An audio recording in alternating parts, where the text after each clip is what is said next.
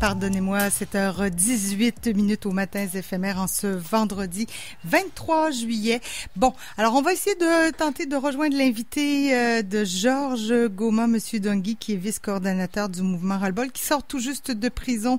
Or, évidemment, c'est pas dans des conditions faciles. Il est au Congo, il a été emprisonné pour des raisons, ma foi, politiques, Congo-Brazzaville. Et on va parler justement de ces emprisonnements. Il n'est pas le seul là-bas à être emprisonné, avoir été emprisonné. Il y en a d'autres en prison présentement et ils sont nombreux pour leur activité civile. Alors, on y reviendra certainement. On va tout faire, en tout cas, pour pouvoir lui parler. Sinon, aujourd'hui, c'est là que ça se passe en ce moment. Vous pouvez suivre en direct sur Radio-Canada l'ouverture des Jeux olympiques de Tokyo. Le coup d'envoi a été donné ce matin avec la traditionnelle cérémonie d'ouverture, qui se déroule sans public. C'est quand même étrange. Les délégations beaucoup plus petites, délégations réduites, limitées à quelques trentaines d'athlètes, en tout cas pour ce qui est du Canada, avec en tête toujours les porte-drapeaux quand même. Bon, inutile de dire que l'événement n'aura pas son cachet habituel, mais pour les athlètes, c'est quand même un grand moment qu'ils attendent depuis, je dirais, 5 ans maintenant déjà, puisque l'année dernière, ça a été annulé. Notons qu'à la veille du jour J, la propagation de la COVID-19 inquiétait de plus en plus. Là-bas, encore hier, on parlait d'annuler. Les cas de coronavirus continuent d'atteindre des sommets là-bas. La ville compte près de 2000 nouvelles infections chaque jour. Bon, il y a beaucoup de monde, vous me direz, là, à Tokyo, mais ça fait beaucoup, là, et ça ne fait que grimper avec le variant Delta, évidemment, qui est le variant dominant. Barbara Pravi, 7h32. Bon, on a rejoint Chris Belvi-Dungui, qui est vice-coordonnateur du mouvement Ras-le-bol, qui est au Congo. Alors, Georges est avec nous également. Je le salue. Bonjour, Georges. Bonjour, Caro. Et bonjour, Monsieur Dungui. Vous allez bien? Monsieur Dungui, est-ce que vous m'entendez? Oui, bon, alors la communication est pas facile, mais on rappelle que vous êtes au Congo. Alors c'est pas évident, mais la situation est pas facile pour vous non plus. Ce qui est intéressant et à la fois ce dont on va parler ce matin, c'est que vous sortez tout juste de prison. Vous avez été kidnappé le 25 mars dernier. Je rappelle la situation, c'est en 2021. Vous avez été kidnappé par les éléments de la police secrète du régime de Brazzaville. Bon, au motif d'atteinte de la sécurité de l'État, 4 mois en prison et vous sortez tout juste là. Parlez-nous un peu de votre expérience en prison. C'est jamais des vacances. Comment ça s'est passé? Avez-vous été traité? Avez-vous bien été traité? Comment vous sentez-vous là? Je dirais moralement, je sais qu'ils ont été au point. Nous luttons pour sortir le pays de cette médiocrité. Et donc, bien que les conditions ne sont pas réunies dans ces prisons-là, les conditions sont très néfastes, les conditions sont inhumaines, on se laisse pas faire parce que si on baisse les bras, et voilà, nous sommes maintenant. Donc tout passe par le moral, mais sauf que nous avons des menaces qui sont verbales, une torture morale. Dès lors qu'une personne dit qu'on va te torturer, qu'on va te faire subir cette sorte de tel traitement, à ce moment-là, si on n'est pas au point moralement, du coup on succombe. Et donc voilà, un peu d'expérience en prison. Et nous au moins nous sommes des personnes publiques qui sont connues. Mais ceux-là qui ne sont pas connus, c'est ceux qui subissent le pire. Avec nous au moins, il y a les médias internationaux qui parlent. Voilà, il y a les médias, les réseaux sociaux. Voilà. Un peu notre risque. Voilà pourquoi on n'arrive pas à être torturé publiquement. Mais sinon, la torture, parce que nous vivons dans une prison à ciel ouvert. Oui, Monsieur Ndongui. Monsieur Ndongui, bon, d'accord, cette expérience carcérale, mais dites-nous un peu pour nos auditeurs, pourquoi vous avez été incarcéré? Pourquoi on vous a arrêté? Vous êtes dans la société civile, qu'est-ce que vous avez fait pour qu'on vous arrête? Pardon, je vous en prie. Qu'est-ce que vous avez fait pour qu'on vous arrête? Pourquoi êtes-vous allé en prison? Je suis allé en prison tout simplement parce que j'ai des convictions, la conviction de voir que la situation sociale, économique, voilà, puisse s'améliorer dans notre pays.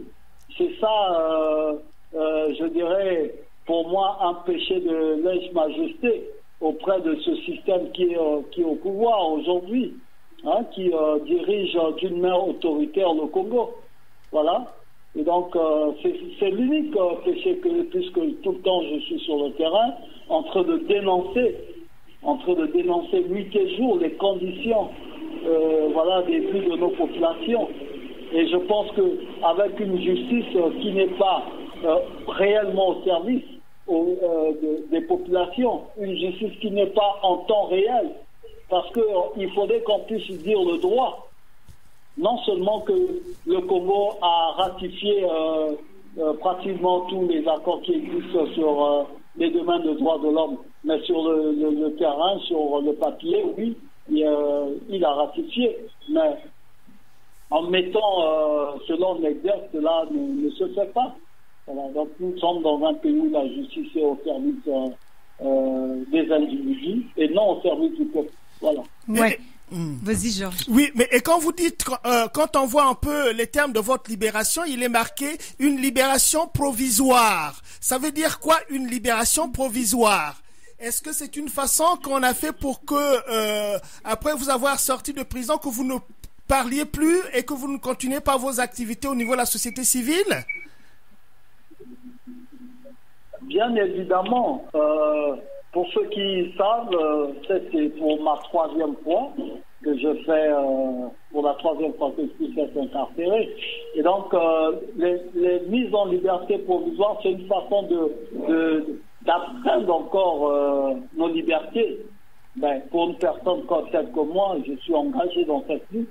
Je me dis, étant même mis en liberté provisoire, cela ne m'empêcherait pas de continuer ce combat, puisque c'est un combat qui est profitable à tout le monde, même à ceux aujourd'hui qui sont en train de me maltraiter, de nous maltraiter, de nous incarcérer injustement, puisque ce combat-là va bénéficier à tout le monde. Oui, voilà. Et vous n'êtes pas le seul. Pour moi, Pardonnez-moi, j'allais vous dire, vous n'êtes pas le seul, vous êtes nombreux dans cette situation-là au Congo-Brazzaville. Bon, bien évidemment, aujourd'hui, nous sommes un mouvement. Vous avez constaté le mouvement citoyen Ras-le-Bol. C'est depuis la nuit de temps, depuis les indépendances jusqu'à nos jours, c'est l'unique mouvement qui a enregistré beaucoup des arrestations arbitraires depuis l'avènement du changement de la Constitution de 2015. Et donc, nous sommes le mouvement qui a eu plus d'arrestations. Et les figurants, disons, des personnes, je dirais les tenants qui sont tout le temps incarcérés. Donc il y a moi, il y a Landry Bombeya, entre-temps, qui était aussi inquiété, qui est également un coordonnateur du mouvement Ras-le-Bol, puisque nous sommes une panel de 6 coordonnateurs. Et voilà ce que nous subissons au quotidien. Même sur le plan de vue professionnel également, nous subissons des injustices. Voilà. Et quelle est la suite de vos activités en tant que société civile après cet épisode, ma foi, qui doit être très, très douloureux, très traumatisant quand même? Est-ce que vous continuez? Bien évidemment. Oui, bien évidemment, on continue. Entre-temps, nous étions dans un projet PISCA, ce projet en connivence avec l'Organisation congolaise des droits de l'homme et ainsi que l'ambassade de France dans le département du Poul. Un projet qui consiste à aider les consciences, donc la participation citoyenne des communautés urbaines dans le département du Poul, les apprendre comment il faut défendre leurs droits, comment il faut revendiquer. Nous avons même formé, pour ceux qui le savent, certains comités. Voilà. Oui, monsieur Dongui, le Congo se dit être un pays démocratique, qui a ratifié tous les textes qu'il faut et il n'arrête pas de targuer qu'ils sont un pays démocratique. On est quand même étonné de voir un pays qui se dit démocratique se comporter comme ça, parce qu'il n'y a pas que les activistes de la société civile qui sont emprisonnés, il y a aussi les hommes politiques de l'opposition qui sont en prison, et notamment le plus emblématique, c'est le général Jean-Marie Michel Mokoko. Il y a Okombi Salissa également qui est en prison, et aussi il y a des journalistes aussi qui sont en prison, c'est-à-dire que quand les journalistes font leur travail normalement, évidemment ils sont visés par le régime. Est-ce que vous affirmez vraiment qu'on vit la dictature au Congo-Brazzaville pour nos auditeurs ici? Bien évidemment, on ne peut pas se le leurrer. Il faudrait dire ce qui se passe dans notre pays, loin d'être contre une personne. En fait, notre combat, c'est contre les personnes, mais c'est contre un système qui est mis qui met tout un peuple à mal, où la démocratie chez nous, c'est sur papier, mais sur le terrain, c'est pas ça. Et nous sommes dans un système autoritaire, donc un système, je dirais, dictatorial, il faudrait se le dire. Donc, quand nous retrouvons des candidats aux élections présidentielles incarcérés parce qu'ils ont été candidats aux élections présidentielles, c'est aberrant, c'est aberrant.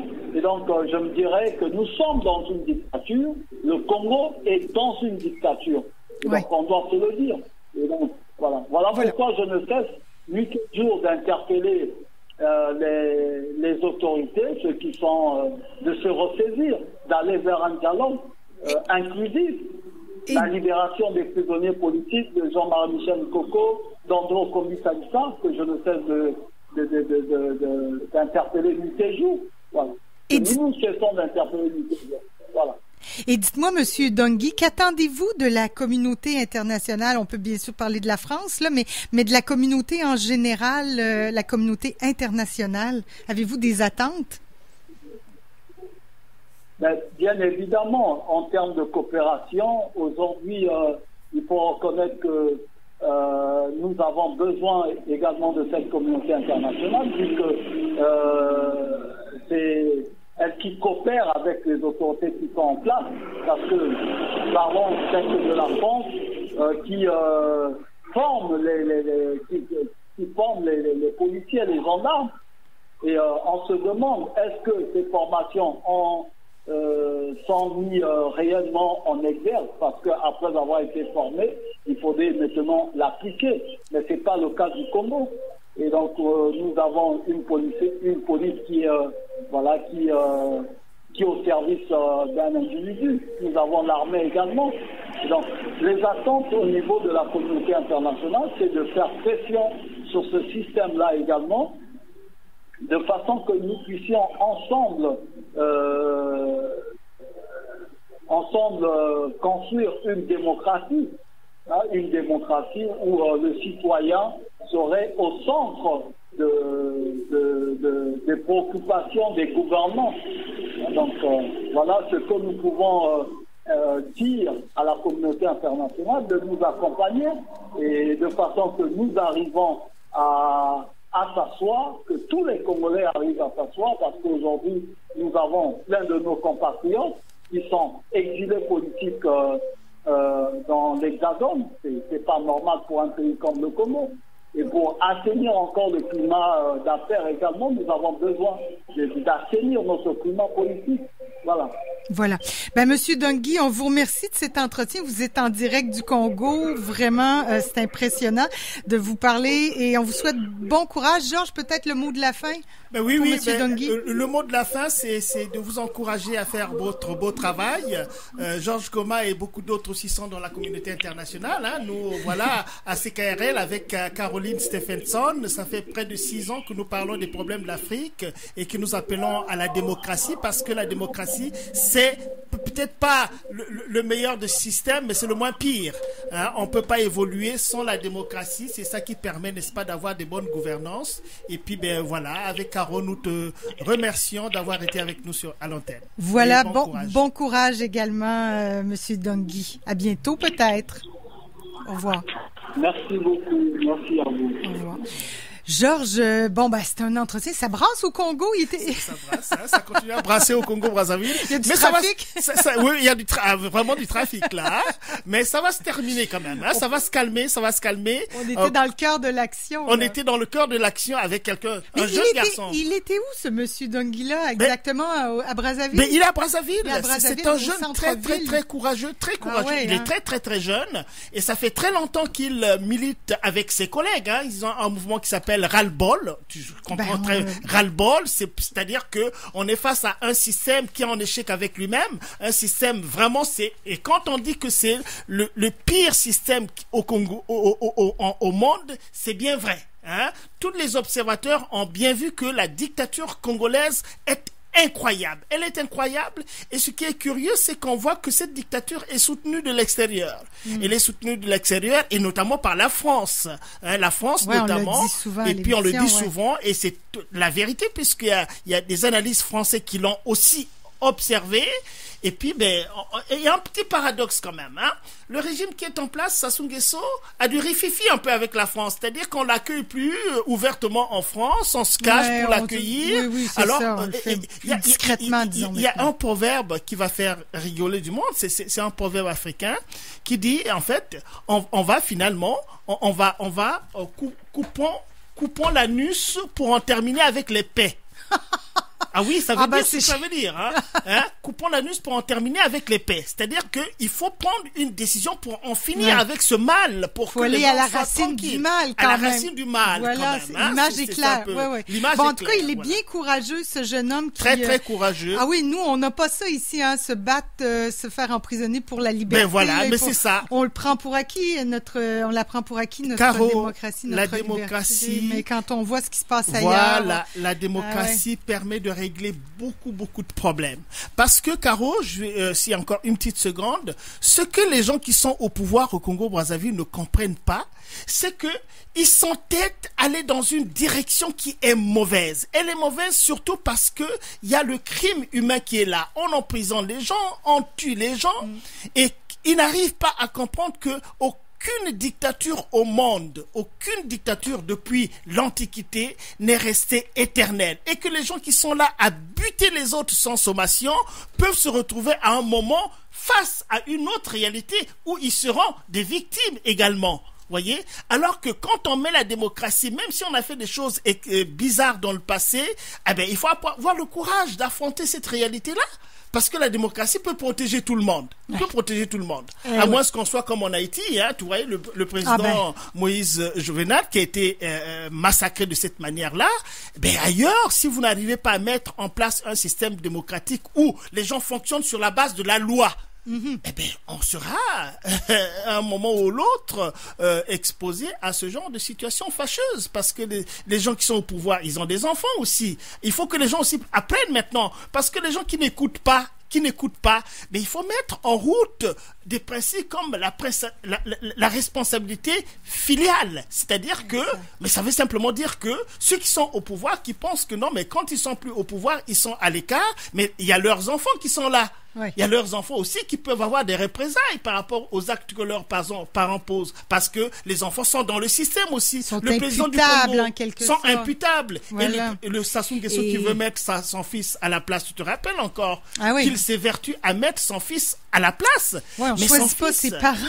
Oui, voilà. Donc, son fils qui n'a peut-être pas envie non plus d'être là. Oh, si. Il a bien envie. Quand on a goûté au pouvoir, on pense que, écoute, on est plus que Dieu. Hein? C'est-à-dire que, voilà. Bon, je fais une parenthèse pour terminer. Il y a une série fort intéressante sur la naissance des tyrans sur Netflix. Comment les tyrans peuvent asseoir leur pouvoir, c'est assez fascinant. Voilà. Bon, Georges, merci beaucoup pour cet entretien. On a eu un peu de difficulté à parler au Congo, mais quand même. On a quand même réussi. Je pense que c'est une première à CKRL d'aller au Congo. C'est ça.